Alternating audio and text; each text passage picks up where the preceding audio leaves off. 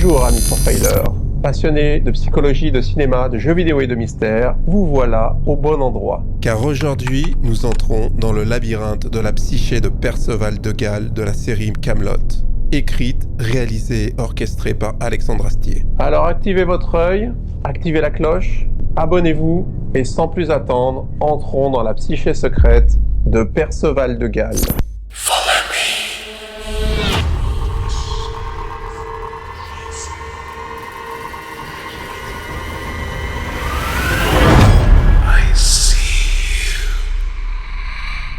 Nous allons explorer ce labyrinthe en plusieurs niveaux.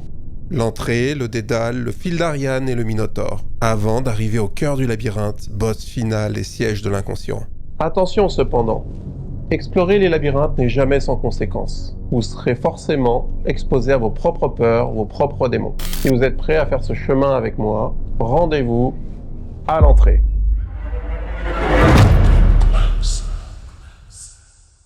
C'est à Chrétien de Troyes que nous devons Sir Perceval de Galles. Inspiré des légendes arthuriennes, il écrira 5 romans au XIIe siècle. C'est particulièrement le 5e qui nous intéresse aujourd'hui. Perceval ou le conte du Graal, qui restera inachevé. Mais quand même, est-ce que je peux vous demander pourquoi ? Eh bien, parce qu'il est mort avant. Ah, merde. Les axes principaux de ses œuvres seront La chevalerie et les chevaliers, ça, vous vous en doutez. Le christianisme, qui va nous donner un premier référentiel sur ce qui est bien ou ce qui est mal. Et l'amour courtois. Chrétien de Troyes nous livre sa vision de la chevalerie avec l'idée qu'un chevalier doit accomplir des quêtes. Avec des quêtes physiques, des quêtes magiques ou des quêtes spirituelles. Et ces quêtes doivent permettre au héros de vaincre le mal, de glorifier Dieu et ainsi de mériter sa place à la table ronde. Le chevalier, le vrai chevalier, doit effectuer ses quêtes par pure dévotion. Et puis le vœu, quand on est chevalier, c'est plutôt une promesse, vous voyez. D'abord pour les autres, comme un cœur pur cherchant à faire le bien, sans rien attendre en retour. C'est parce qu'ils effectuent leur quête dans un but personnel et intéressé que les chevaliers, peu à peu, vont perdre la vraie voie de la chevalerie. Ils pervertissent la quête et poussent Kaamelott vers sa ruine. Rappelez-vous de Lancelot qui, avant même la création de Kaamelott, nous montrait déjà un objectif personnel et Vous vous intéressé. souviendrez ? Je m'appelle Lancelot du Lac. Lancelot du Lac, et je vous ai sauvé la vie. Lancelot du Lac. Voilà. N'hésitez pas à raconter ça partout où vous passez, hein ? Maintenant, tirez-vous, allez. Même si c'est le chevalier techniquement le plus compétent et qu'on a l'impression que c'est lui qui mérite le plus sa place à la table ronde, c'est justement celui qui, dès le début, est complètement à côté de la plaque de ce que représente la quête du Graal. Dans cette dynamique-là, Perceval est un des rares chevaliers qui justement réussit à résister à cette perversion. Si le Graal c'est d'œuvrer pour le sens commun, Perceval est celui qui s'en rapproche le plus. Et moi, je m'en fous des honneurs. Rien n'a pété. Le Graal aussi, rien n'a pété. Sous son aspect débile ou naïf, il incarne la part non visible et la plus importante de la quête du Graal et devient, en ce sens, le personnage au sens arthurien le plus solide de la série. Ah bah, question de point de vue ! Ok, il n'a pas le sens de l'orientation, il perd ses chevaux, oublie même son prénom, Pas foutu de savoir son nom. mais peu importe, chez Chrétien de Troyes, Perceval fait par son sang partie de la noblesse, mais il ne le sait pas. En effet, ses frères ayant tous été tués au combat, son père étant mort, sa mère l'a emmené en exil dans la forêt pour le protéger afin qu'il ne devienne jamais chevalier. Pensant ainsi tromper la mort pour son fils. Mais c'est la chevalerie qui va venir jusqu'à lui, car si les dieux cherchent un cœur pur, c'est bien lui qui s'en rapproche le plus. Chez Chrétien de Troyes, c'est la venue de chevaliers en armure qu'il prend pour des anges qui le lancent sur sa destinée. Cette mise à l'écart forcée est aussi illustrée dans Kaamelott, non pas sous l'image de la mère qui va le pousser à aller dans la forêt, mais sous l'image d'un père qui va le contraindre à rester dans la forêt. Non, moi je veux qu'il trouve un coéquipier sans sortir de l'enclos à chèvres. Parce que j'ai plus le droit de sortir de l'enclos à chèvres maintenant. Mais il décidera de s'affranchir et de partir en quête avec son vrai référentiel familial, Mamie. Que ce soit à travers la vision de Chrétien de Troyes ou celle d'Alexandre Astier, Perceval a dans les deux cas été séquestré par une figure parentale.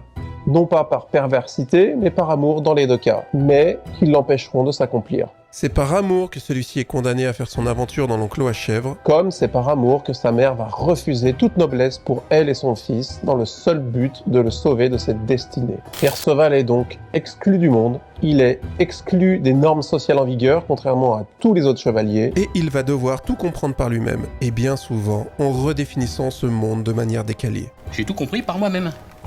La main sur l'épée quand vous passez devant nous. Vous le faites jamais, vous. Bah parce que j'oublie, mais je le sais.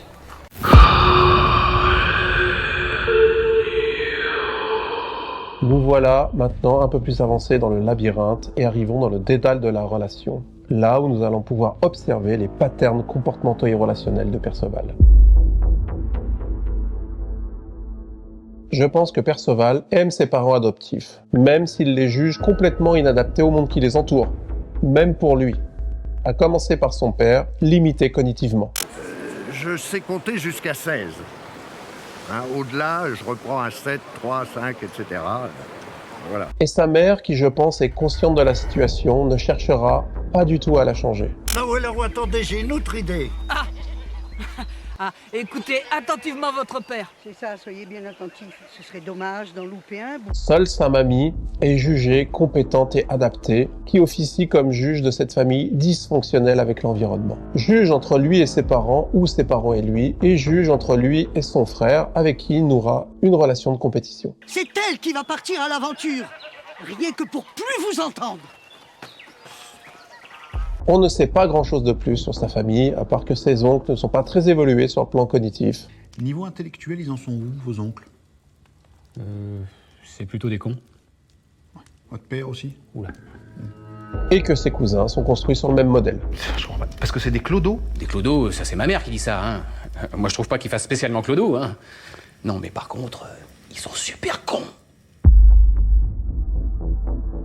Perceval est un enfant abandonné, en complet décalage avec sa famille adoptive, et trouvera en Arthur la forme d'un père solide et sécure qu'il n'a jamais trouvé. Non, mais je voudrais bien que vous soyez là pour me regarder quand je vais mettre le médaillon avec les autres trucs. Comme ça, vous serez fiers. Arthur sera la figure paternelle de substitution forte qu'il n'a pas eue, retrouvera une forme de fratrie avec Caradoc, et, face au roi, reproduira des échanges de fratrie, de compétition. J'en ai rien à foutre. Je dors dans la tente du roi. Sans savoir réellement pourquoi ou en avoir pleinement conscience, et caché aux yeux des autres, Arthur le fera seul chevalier admis dans l'intimité du roi, à savoir sa table à manger. Avec quel autre chevalier je déjeune seul à seul? Bah je sais plus. Aucun. Perceval sera aussi le seul chevalier accompagné directement par le roi. Seul Bord bénéficiera une fois du même traitement, mais de manière plus courte et plus centrée sur la compétence. Perceval est éduqué par Arthur qui fait cependant preuve d'une relative patience. Non, écoutez, taisez-vous. Voilà, vous êtes un naze. Alors allez vous coucher, je vais plus vous voir. Mais aussi continue comme le font la plupart des parents. Et Perceval sera d'ailleurs un des seuls chevaliers qui ne sera pas rabroué lorsqu'il reviendra à Camelot après avoir pris son indépendance. Mais dites-moi ce qu'il y a qui va pas, au moins je débarque là. Il est chez lui auprès du roi, car dans l'inconscient d'Arthur, par effet symbiotique, Perceval incarne le fils qu'il n'a pas eu, comme chez Perceval, par effet symbiotique, Arthur incarne le père qu'il n'a pas eu. Et comme je vous le disais, reproduisant avec Caradoc une forme de fratrie, ils iront régulièrement enquiquiner leurs parents de substitution, comme le ferait n'importe quel enfant avec leurs parents naturels. C'est ouvré, on en a gros. Lorsqu'il n'est pas proche d'Arthur, ou au service d'Arthur, c'est souvent parce qu'il est avec son copain, frère de substitution, seul exemple social qu'il juge compétent. Caradoc, c'est le gars brillant, quoi. Le frère à côté, c'est sûr, c'est vraiment un gros con. C'est souvent Caradoc qui lui montre le mauvais exemple, et lui l'imite comme un modèle social à suivre. Il a besoin de cette forme de traducteur entre l'extérieur et l'intérieur de sa psyché, car il n'a eu que très peu d'éducation aux us et coutumes de la cour. Arthur, nous l'avons vu, incarne le père sécure. Caradoc, lui, incarne une forme de grand frère avec qui il peut rigoler, avec qui il peut faire les pires bêtises et avec qui il peut s'opposer. La différence fondamentale entre Perceval et Caradoc est que Perceval n'a pas un ego démesuré. Perceval sait que l'ensemble de ses compétences sont fragiles face à l'ensemble des compétences du roi Arthur. Perceval joue. Vous savez bien qu'on est des cons, nous. Caradoc y croit. Pour ce qui est des autres personnages, hormis Angarade, il n'a pas une grande proximité avec eux et parfois même ne connaît même pas leur nom. Je sais jamais lequel c'est, Dagonet. Dagonet, vous savez pas qui c'est? Vous foutez de moi? Non mais je confonds. C'est un petit.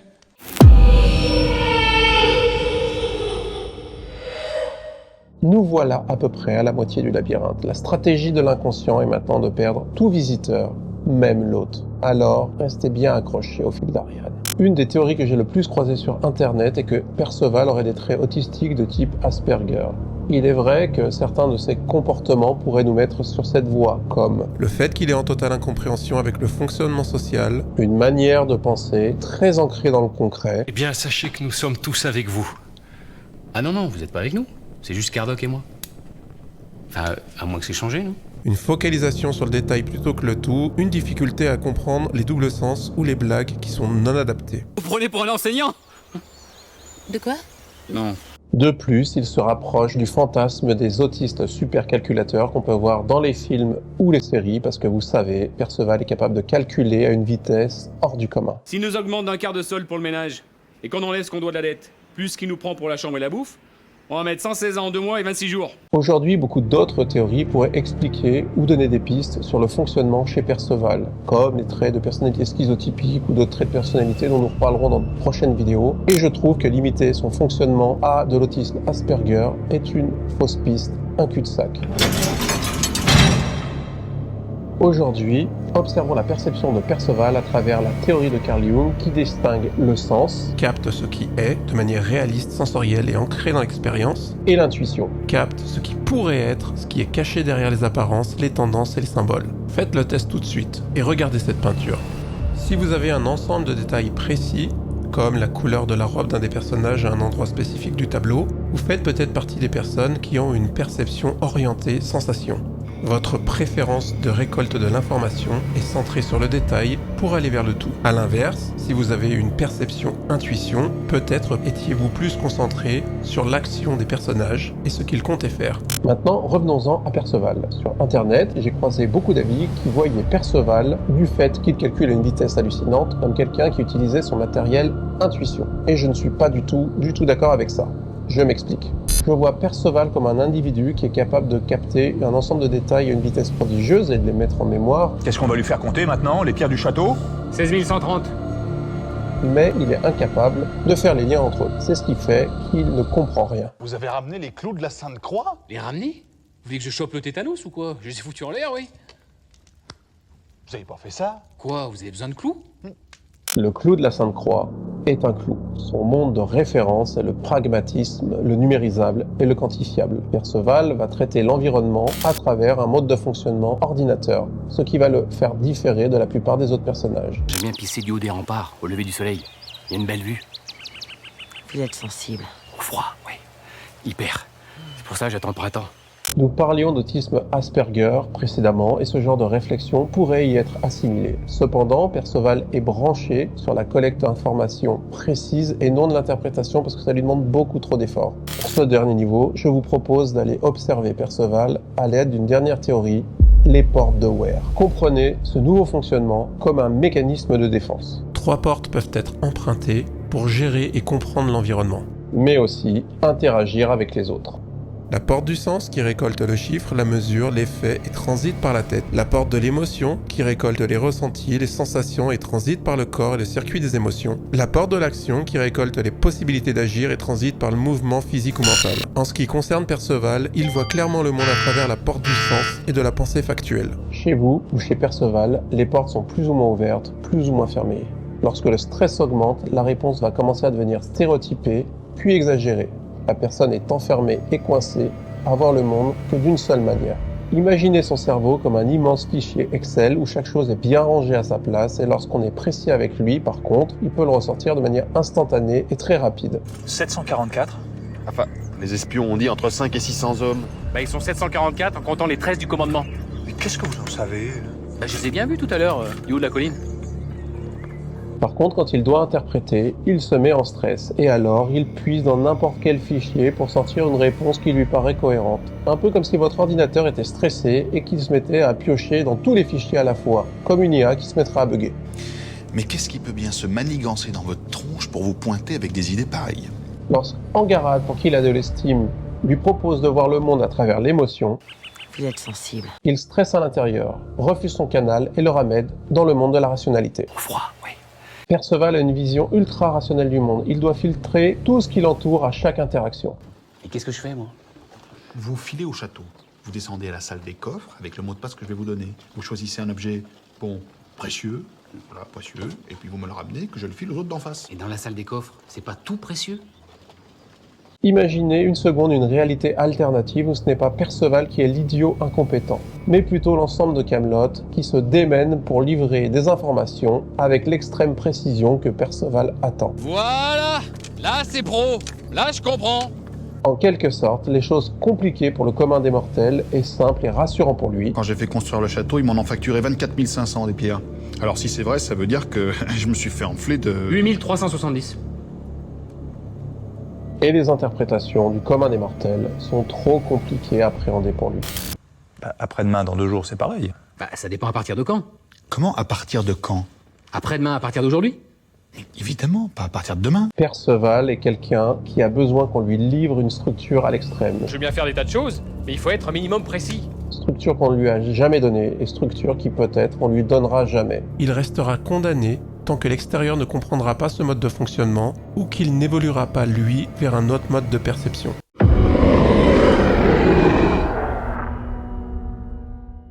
Nous voilà maintenant à l'étage du Minotaure, gardien du tourment et des émotions. Une des caractéristiques comportementales de Perceval est d'offrir une stabilité forte dans la gestion de ses émotions. Le tout ponctué et jalonné par quelques pétages de câbles. Qu'est-ce qu'il y a? Je m'exprime pas correctement, c'est ça? On comprend pas ce que je dis? Vous voulez me faire passer pour un taré? Ces explosions de colère apparaissent lorsqu'il a accumulé suffisamment de frustration concernant soit son inutilité, soit son incompétence quand il est devant le roi ou devant Caradoc. Mais comment le système des émotions de Perceval est-il géré? Concentrons-nous sur les 4 émotions de base, laissons de côté dégoût, surprise et honte pour nous concentrer uniquement sur peur, tristesse, colère et joie. Parce que ça ne veut pas dire, s'il ne les montre pas, qu'il ne se passe rien en interne. Pour ce qui est de la joie, ça va. Ah si. Non, allez, sérieux. Hé, venez. Si j'y vais tout seul, je vais me faire fumer. Mais pas en toutes circonstances. Il lui faut vraiment l'autorisation de la joie, car elle n'est pas toujours spontanée. Je suis désolé. Non mais, en plus c'est vrai. La peur n'est pas souvent exprimée, car il est souvent naïf et inconscient du danger. Et si la porte marche pas dans l'autre sens? Ouais, c'est sûr, c'est chiant. La colère, elle, a le droit d'être exprimée, mais elle n'est pas mobilisatrice, c'est-à-dire que c'est pas elle qui va pousser Perceval à l'action. Si on avait bu un coup dans les trucs qui se cassent, j'en aurais pété un par terre avant de monter dans ma chambre, pour bien montrer comment je suis colère. Il peut mal la vivre, en partant, ou en s'isolant, ou en se punissant. De quoi? Mais qu'est-ce que ça peut faire que je reste là, enfin? Je dérange personne. Et pour finir, la tristesse. Et je pense que c'est là son émotion mobilisatrice. C'est-à-dire qu'à partir du moment où il va ressentir de la tristesse pour les autres, Perceval va agir. Le problème avec la tristesse chez Perceval, c'est qu'il est en difficulté de l'exprimer. Perceval sera triste, mais ne sera en capacité que de livrer de la colère à la place. On dira que la tristesse est racketée par la colère. Maintenant, ce qui concerne les mécanismes de défense émotionnelle, Perceval manifeste 2 drivers principaux, ou 2 contre-injonctions, comme vous préférez. Ah oui, les drivers, il faut que j'explique ça. En analyse transactionnelle, un driver est une manifestation comportementale qui va nous donner des clés pour comprendre comment la personne va résister à ses injonctions parentales. J'ai rien compris. Pas de panique, j'explique. Retenez 3 termes. Introjection, injonction et driver. D'abord, les introjections. Ce sont des morceaux de vos figures parentales qui ont été assimilés et décidés par l'inconscient dans vos périodes de petite enfance ou qu'on appelle aussi épisodes archaïques. Ces introjections sont le fruit de désaccordages importants avec vos figures d'autorité. Parents, oncles, tantes, frères. Voilà, tout est clair. J'irai pas jusque-là, mais... Regardez cette professeure dans le jeu Little Nightmare. Monstrueuse, terrifiante, avec une représentation du soi minuscule. Elle incarne parfaitement la représentation du monde archaïque, car une introjection peut prendre la forme d'une monstruosité ingérable psychiquement. Réfléchir d'ailleurs ne sert à rien ici. On se balade dans des décisions que votre inconscient a prises très tôt. Parfois, elles ne sont même que des ressentis ou des sensations non dissibles. Vous ressentez la peur, mais vous ne savez pas pourquoi. Vous avez 1 an et vos parents vous crient en haut des escaliers. Ils pensent que vous voyez juste un recadrage, mais vous voyez ça.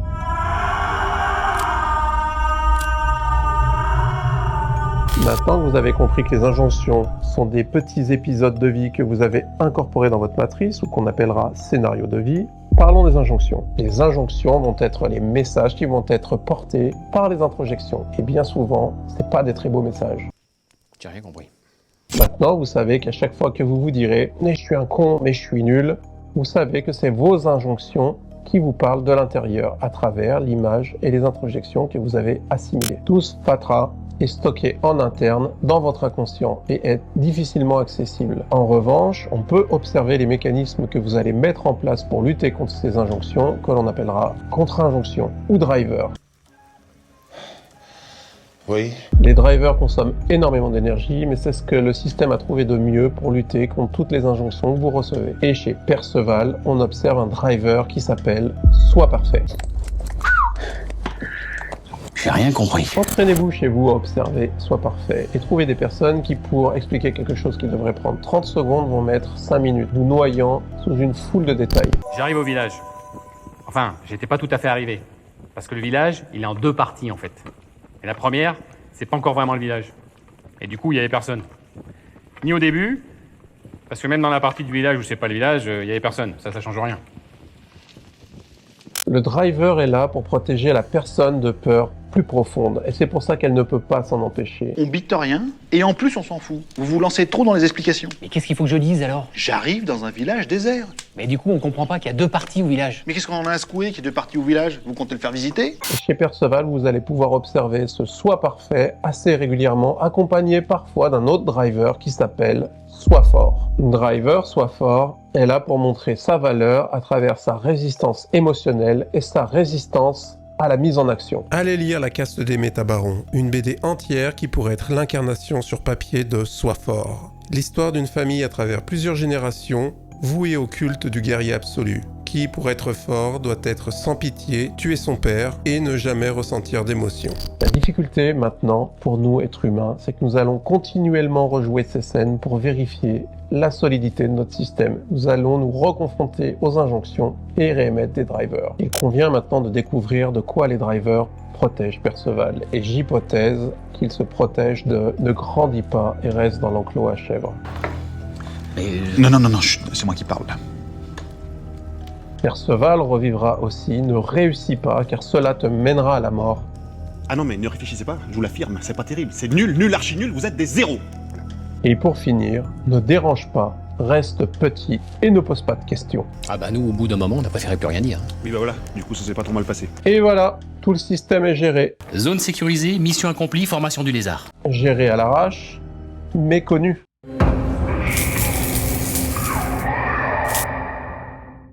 Bienvenue au cœur du labyrinthe, là où le temps et la logique n'ont plus aucune emprise, où seul l'inconscient règne en maître. Perceval, qu'on le veuille ou non, porte un premier trauma, qui est celui d'avoir été abandonné. Mamie Mamie Oh, mais c'est pas possible, ça! Non mais là, je vous entendais plus, là. Perceval pourra s'appuyer sur le fait d'avoir été recueilli par des inconnus qui l'auront aimé d'un amour suffisant. Pas suffisant pour s'adapter aux normes sociales, mais suffisant pour tenir debout. Même si Perceval ne sait pas consciemment qu'il a été retrouvé tout petit dans un cercle de culture et qu'il est dans une famille adoptive, il le sait au moins inconsciemment à travers l'agir de ses parents. C'est d'ailleurs un des points communs qu'ils se partagent avec Arthur. Ils ont tous deux été élevés par des fermiers qui les ont recueillis alors qu'ils étaient abandonnés, d'où peut-être leur élan naturel pour l'abnégation. Perceval, c'est comme un gamin. Et qu'est-ce que c'est la plus grande peur des gamins? Je sais pas, le gros des collines, la soupe de poisson. Être abandonné. Prenons 2 minutes pour réfléchir. Et de qui parle Arthur? De Perceval ou de lui? Ils vont tous deux porter des failles qui engendreront, par exemple, des dérives mélancoliques pour Arthur, dont vous connaissez l'issue scénarique. Nous n'avons que très peu d'informations sur la jeunesse de Perceval. Peut-être occulte-t-il inconsciemment cette partie-là de la vie. On sait qu'il s'est fait mordre par des chiens et que les autres enfants se moquaient de lui. On sait également qu'il est en conflit avec son frère et qu'il est en décalage avec ses cousins débiles. Schéma qu'il répétera à Camelot avec Caradoc et les autres chevaliers. Il restera néanmoins fidèle à sa famille adoptive qu'il tentera même de faire rentrer au service de Camelot, où même lui sait que c'est impossible. Parlons pour finir du scénario dramatique de Perceval. Un scénario est l'ensemble de décisions inconscientes qui doivent toutes vous mener vers leur issue scénarique, que ce soit chez vous, chez moi ou chez Perceval. Un épisode fait mention du scénario dramatique de Perceval et pour la première fois, Arthur comprend l'issue dramatique de celui-ci. Et pour la première fois, Arthur le prend au sérieux. Vous faites jamais ça. Si on tombe dans une embuscade, vous vous barrez en courant, c'est clair? C'est clair? Comme sa mère dans Chrétien 3, Arthur veut renvoyer Perceval dans la forêt pour le protéger de la mort. Arthur, le père symbiotique, doit protéger Perceval, le fils symbiotique. Perceval doit mourir pour Arthur. Il le sait, l'accepte et n'en a pas peur. Et toutes les décisions inconscientes doivent le mener vers cette issue. Or, Arthur, lui, en a peur et voudra le cacher dans la forêt. S'il maintient son scénario ainsi, alors toutes ses décisions le mèneront vers cette issue unique. Trouver le Graal, sauver le roi et mourir pour accomplir son incroyable destinée. Comprenez que Perceval pense que s'il devient inutile pour Arthur, il mérite alors de disparaître. C'est la première raison de son refus de la mort du roi. Sans Arthur, Perceval n'existe pas. Perceval n'a pas peur de la mort. Il peut traverser des portes des étoiles, des portails démoniaques sans même sourciller. Il a en revanche peur d'être abandonné et de revivre son trauma d'abandon une deuxième fois. C'est la deuxième raison du pourquoi il refusait la mort du roi malgré toutes les années passées.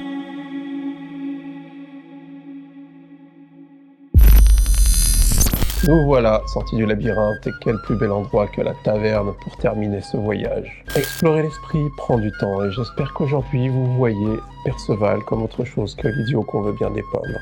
Quant à moi, je vous félicite pour m'avoir suivi jusqu'ici, mais maintenant dites-moi, quel autre esprit vous aimeriez visiter? En attendant de se retrouver, je vous souhaite bonnes observations et surtout, gardez l'œil ouvert.